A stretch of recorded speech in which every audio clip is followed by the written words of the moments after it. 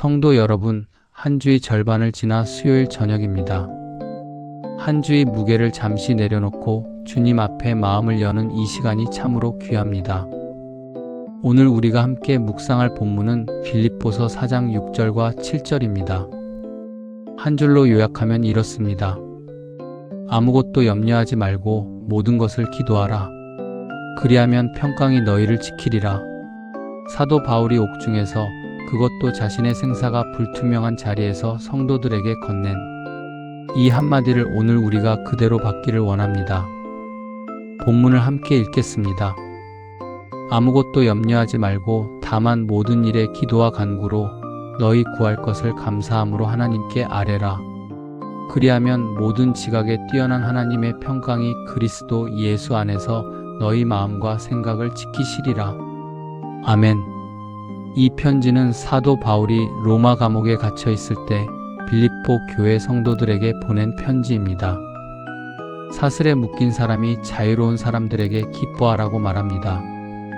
죽음을 앞에 둔 사람이 안전한 자리에 있는 사람들에게 염려하지 말라고 말합니다. 이것이 복음의 신비입니다. 성도 여러분, 우리의 평강은 환경에서 오지 않습니다. 평강은 환경 너머에서 그리스도 예수 안에서 옵니다. 오늘 본문은 세 가지를 우리에게 가르쳐 줍니다.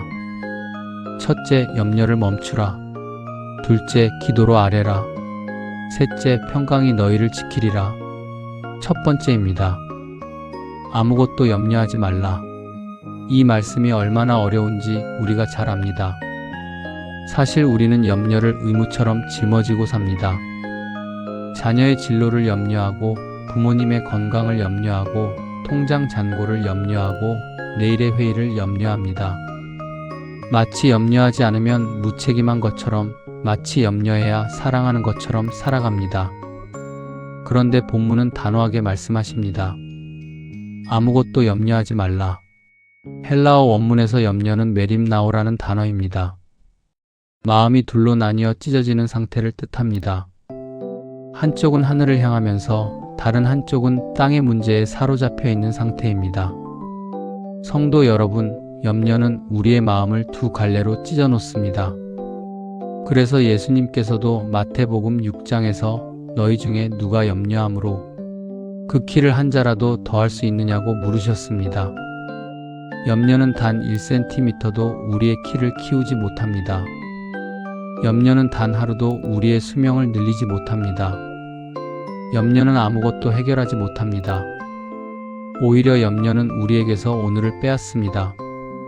내일을 걱정하느라 오늘 만나야 할 사람을 보지 못하고, 다음 달에 청구서를 두려워하느라 이번 주 주님이 베푸신 은혜를 놓칩니다. 염려는 미래의 짐을 오늘로 끌어와 우리를 짓누르는 도둑입니다. 베드로전서 5장 7절은 또 이렇게 말씀합니다. 너희 염려를 다 주께 맡기라. 이는 그가 너희를 돌보심이라. 맡기라는 말은 무거운 짐을 등에서 내려놓아 다른 분께 넘기는 동작입니다.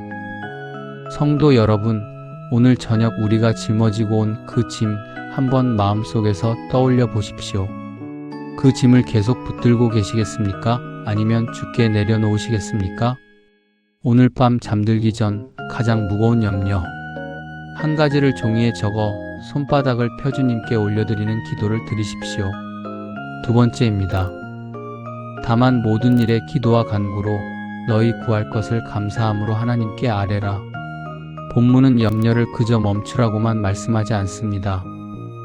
염려가 빠져나간 그 자리를 기도로 채우라고 말씀하십니다. 이것이 핵심입니다. 마음의 빈 공간은 결코 그대로 머물지 않습니다. 기도가 들어가지 않으면 다시 염려가 그 자리를 채웁니다. 본문은 기도의 세 가지 모양을 말씀하십니다. 첫째는 기도입니다. 헬라어 프로시케는 하나님 앞에 나아가 마음을 토로하는 일반적인 기도입니다. 둘째는 간구입니다. 헬라어 데에시스는 구체적이고 절박한 기도입니다. 자녀의 이름을 부르며 사업체의 어려움을 들고 한 영혼의 회복을 위해 무릎 꿇는 그 기도입니다. 셋째는 감사입니다. 그리고 이 감사가 우리의 기도를 완성합니다. 성도 여러분, 우리의 기도가 자주 무거워지는 이유가 무엇입니까? 감사가 빠진 채 간구만 가득하기 때문입니다. 우리의 손은 늘 무엇을 받기 위해 펴져 있고 잘 돌아오는 것이 없으면 입술이 닫힙니다. 그러나 본문은 감사함으로 아뢰라고 명령하십니다. 응답받기 전에 감사하고 상황이 바뀌기 전에 감사하라는 것입니다. 왜냐하면 감사는 응답의 결과가 아니라 응답의 통로이기 때문입니다. 데살로니가전서 5장 18절은 범사에 감사하라. 이는 그리스도 예수 안에서 너희를 향하신 하나님의 뜻이니라고 말씀합니다. 범사에 감사하라는 것은 모든 일이 다 좋다는 뜻이 아닙니다. 모든 일 가운데 일하시는 하나님이 계심을 믿고 그분의 손길을 신뢰한다는 고백입니다. 기억하십시오. 다윗은 사울에게 쫓기던 광야에서 시편을 썼습니다. 바울은 옥중에서 빌립보서를 썼습니다. 다니엘은 사자굴 앞에서도 하루 3번 기도하고 감사했습니다. 그들의 환경은 결코 감사할 만한 환경이 아니었습니다. 그러나 그들은 환경이 아니라 하나님을 보았기에 감사했습니다. 이번 한 주 잠자리에 들기 전 5분간 감사 일기 3가지를 적어보시기 바랍니다. 거창할 필요 없습니다. 오늘 밥상에 올라온 한 끼, 안부 전화 한 통, 무사히 돌아온 퇴근길도 감사의 제목이 됩니다. 감사가 쌓이면 염려가 설 자리가 좁아집니다. 셋째입니다. 그리하면 모든 지각에 뛰어난 하나님의 평강이 그리스도 예수 안에서 너희 마음과 생각을 지키시리라. 성도 여러분, 본문은 약속입니다. 우리가 염려를 멈추고 감사함으로 기도할 때 하나님께서 무엇을 주신다고 약속하십니까? 평강을 주신다고 약속하십니다. 이 평강이 어떤 평강입니까? 모든 지각에 뛰어난 평강입니다. 헬라어로 휘페레쿠사라고 하는데 능가하다, 초월하다는 뜻입니다. 우리의 이성과 계산을 뛰어넘는 평강이라는 말씀입니다. 상황이 좋아져서 오는 평강이 아니라 상황 가운데서도 흔들리지 않는 평강입니다.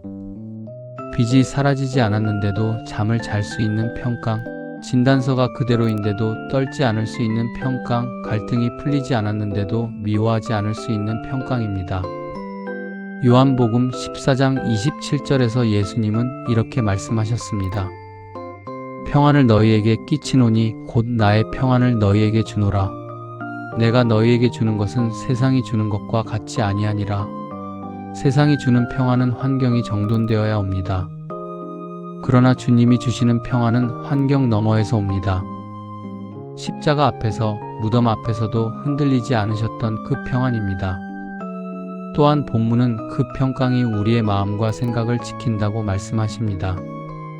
지키신다는 단어 프루레오는 군사 용어입니다. 성문 앞에 보초가 서서 적의 침입을 막는 모습입니다. 성도 여러분, 우리의 마음은 사실 무방비입니다.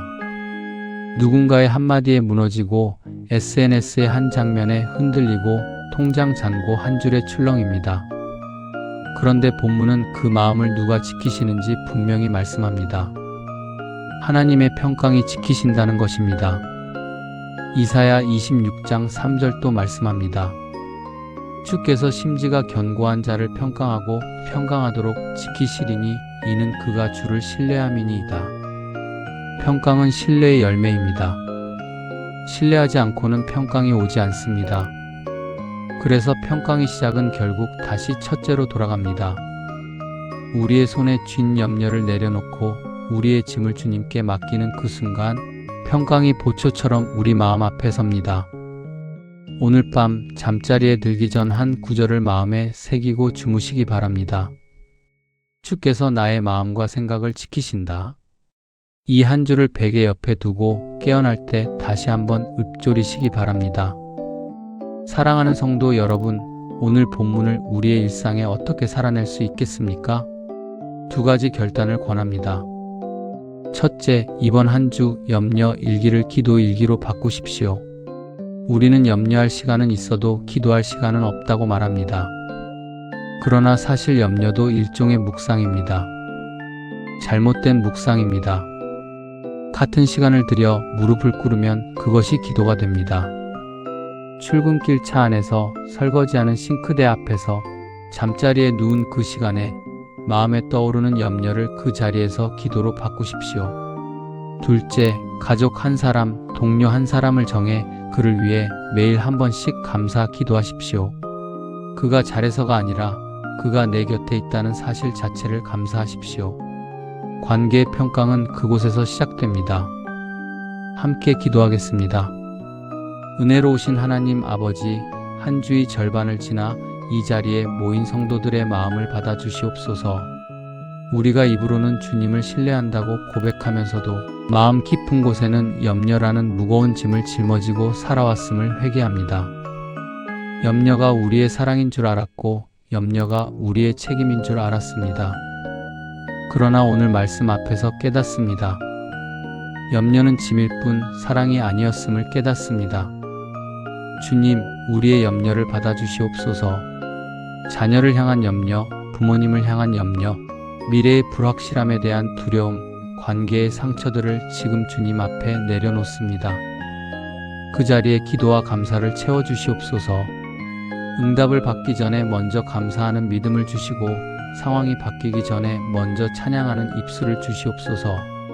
또한 모든 지각에 뛰어난 주님의 평강이 우리 가정과 일터, 마음과 생각을 지켜주시옵소서. 환경이 흔들려도 흔들리지 않게 하시고 사람이 떠나가도 무너지지 않게 하시옵소서. 그리스도 예수 안에서 우리에게 주신 그 평안을 붙들고 다시 한 주를 살아가게 하옵소서. 지금 이 자리에 함께하지 못한 성도들과 병상에 있는 형제 자매들, 그리고 영혼의 갈증 가운데 있는 모든 이들 위에 주님의 평강을 부어주시옵소서. 예수 그리스도의 이름으로 기도드립니다. 아멘. 성도 여러분, 오늘 본문 빌립보서 4장 6절과 7절을 다시 한번 마음에 새기시기 바랍니다. 첫째, 염려를 멈추십시오. 둘째, 감사함으로 기도하십시오. 셋째, 그리하면 모든 지각에 뛰어난 하나님의 평강이 여러분의 마음과 생각을 지키실 것입니다. 오늘 밤 평안히 잠드시고 남은 한 주 염려가 아니라 기도로 채워지는 시간 되시기를 축복합니다. 우리 주 예수 그리스도의 은혜와 하나님의 사랑과 성령의 교통하심이 사랑하는 성도 여러분 한 분 한 분 위에, 가정 위에, 일터 위에 함께 있기를 축원합니다. 아멘.